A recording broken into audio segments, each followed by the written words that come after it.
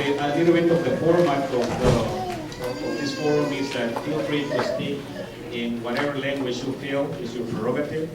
We're going to listen from the audience. They're going to present some questions, some of them in Spanish that I will translate to you, and you can address the audience in the language you would feel more comfortable with.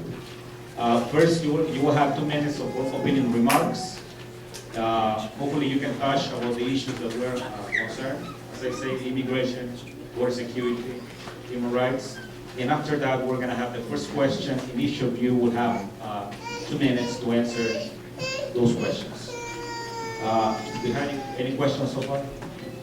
Okay, so let's start with the agenda, and let's start with our opening remarks. And why don't we start with District 78, and let's have Mr. Joe Moody to start with his opening remarks. Thank you, and thank you all for coming out tonight. Thank you for the invitation to be here tonight.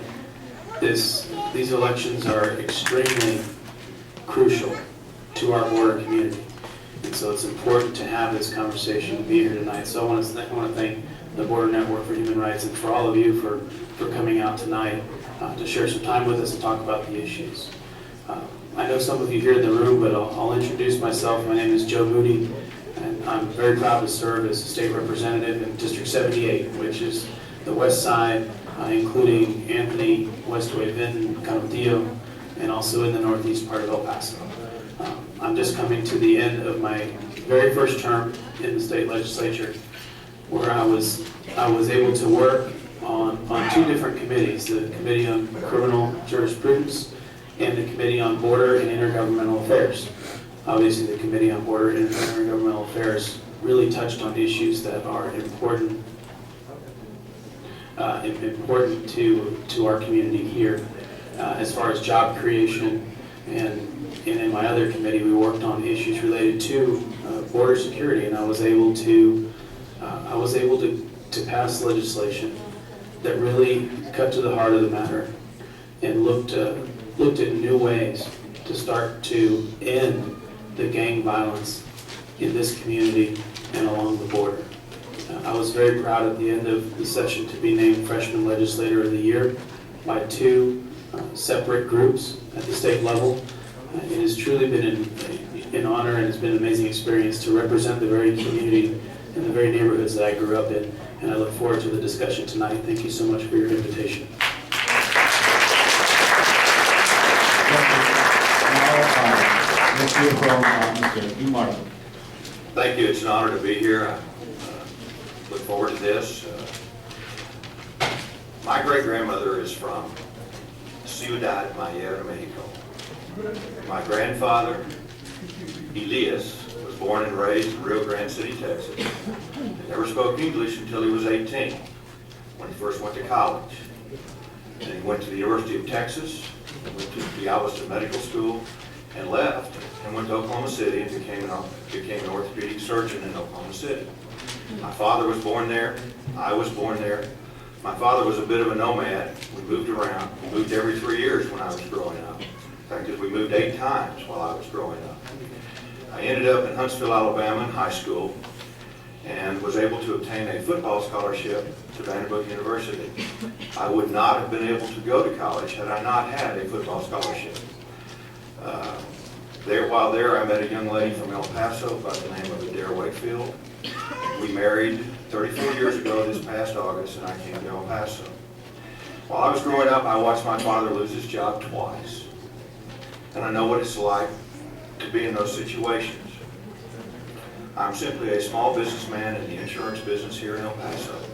I know what it's like to meet a payroll. I know what it's like to create jobs. And I know what the issues are that are facing this community. And that's why I want to represent you in Austin and to put El Paso first. Thank you.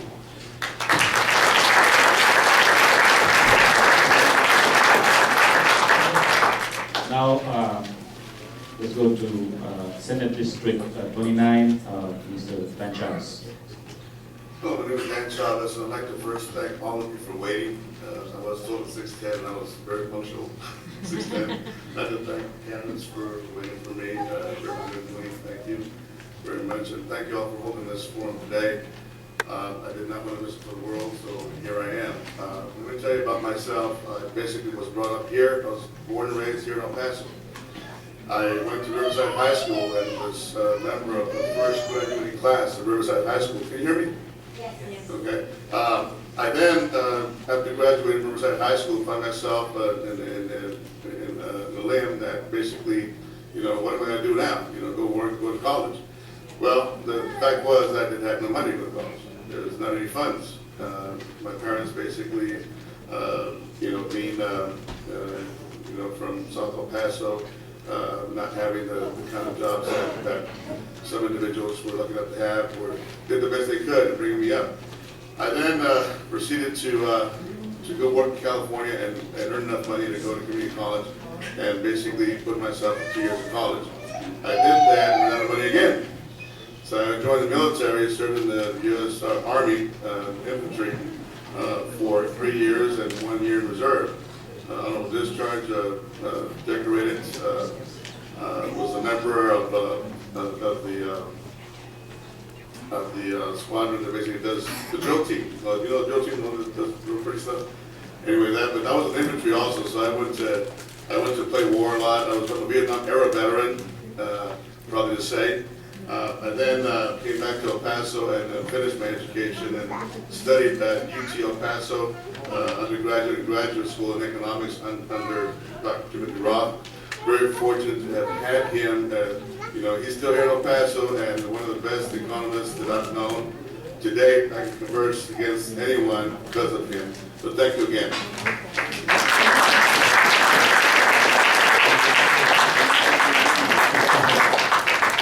José Rodríguez. Gracias. Muy buenas noches. Es un placer estar aquí esta noche con ustedes para discutir mi candidatura para el Senado del Estado de Switch microphones.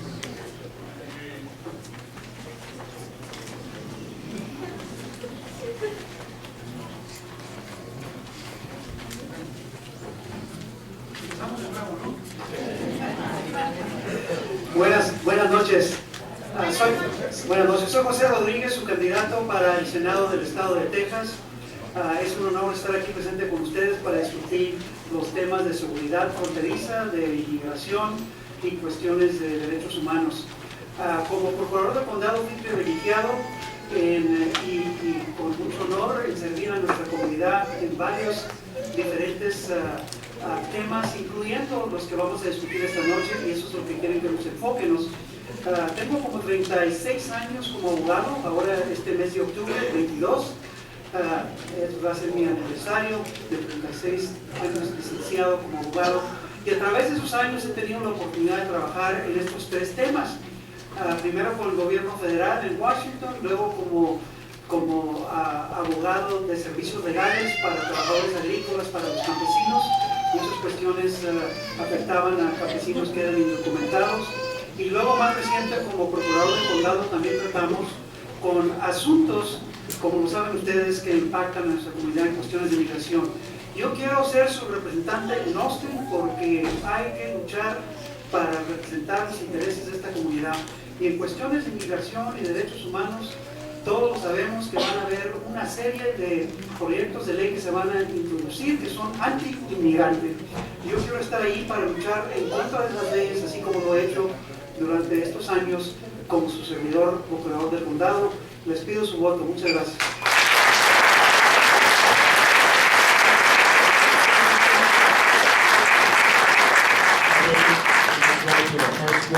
La primera pregunta. Buenas tardes. Mi nombre es Miguel Miranda y vengo del este de Paso. Porque sabemos que las pasadas dos legislaturas se han propuesto promover la ley Noriega, que permite a niños estudiantes que residen en Texas y que han estudiado en escuelas de Texas asistir a las universidades y colegios pagando la misma colegiatura para que un residente, igual que un residente legal. ¿Apoyarían ustedes la eliminación de esta oportunidad para jóvenes inmigrantes? ¿Por qué sí y por qué no? Okay, my name is Miguel.